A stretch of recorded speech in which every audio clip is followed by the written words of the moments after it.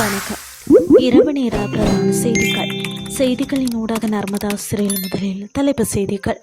தென்னை ஏற்றுமதி மூலம் $1 மில்லியன் வருவாய் வெளியான தகவல். நாளை முதல் பேருந்து கட்டண திருத்தம் தொடரும் அழுத்தம்.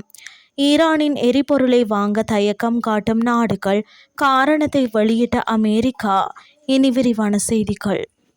இதுவரை தென்னை ஏற்றுமதி மூலம் $514 மில்லியன் வருவாய் ஈட்டப்பட்டுள்ளதாக தெரிவிக்கப்பட்டுள்ளது. தெங்கு அபிவிருத்தி அதிகார சபை தலைவர் சாந்த ரணதுங்க இதனை தெரிவித்துள்ளார். தென்னை அறுவடை அதிகரிப்பு மற்றும் ஏற்றுமதிக்கான தேவை அதிகரிப்பு ஆகியவை இந்த வளர்ச்சிக்கு முக்கிய காரணங்கள் என அவர் தெரிவித்துள்ளார். இலங்கையின் தேங்காய் ஏற்றுமதி அதிகரித்துள்ளதாக அண்மையில் தேங்காய் அபிவிருத்தி அதிகார சபை தெரிவித்திருந்தது. கடந்த ஆண்டின் இதே காலப்பகுதியுடன் ஒப்பிடுகையில் இந்த ஆண்டின் முதல் 5 மாதங்களில் இலங்கையின் தேங்காய் ஏற்றுமதி வருவாய் 21% அதிகரித்துள்ளதாக தெரிவிக்கப்பட்டிருந்தமை குறிப்பிடத்தக்கது. இம்முறை பேருந்து கட்டண திருத்தத்தில் எதிர்பார்க்கப்படும் கட்டண திருத்தம் மேற்கொள்ளப்படாவிட்டால் நீதிமன்ற நடவடிக்கைகளை நாடவுள்ளதாக இலங்கை தனியார் பேருந்து உரிமையாளர்கள் சங்கம் எச்சரித்துள்ளது.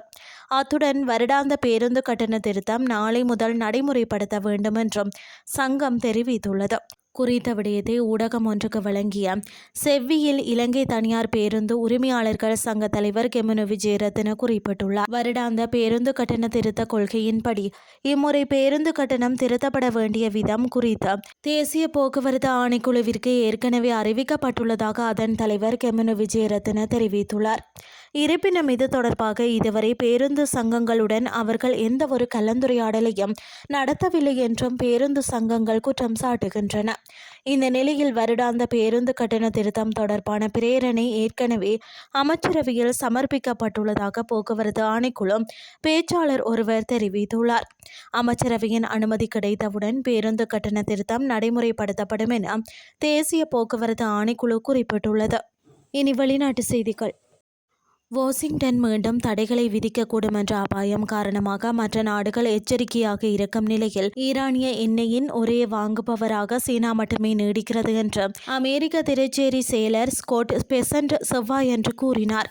பாக்ஸ் நியூஸுடன் பேசிய பெசன்ட், ஈரானிய கச்சா எண்ணெய் மீண்டும் அமெரிக்க தடைகளுக்கு உள்ளாகுமா என்ற நிச்சயமற்ற தன்மையின் மத்தியில் பெரும்பாலான சாத்தியமான வாங்குபவர்கள் அதனை வாங்க தயக்கம் காட்டுவதாக தெரிவித்தார். மீண்டும் தடை விதிக்கப்படுமா என்ற அச்சத்தில் வாங்குபவர்கள் இருப்பதால் ஈரானியர்களால் இதுவரை தங்கள் எண்ணெயை விற்க முடியவில்லை என்று பெசன்ட் கூறினார்.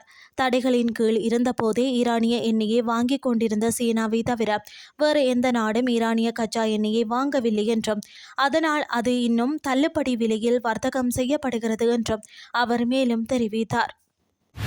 செய்திகள் யாவும் நிறைவடைகின்றது.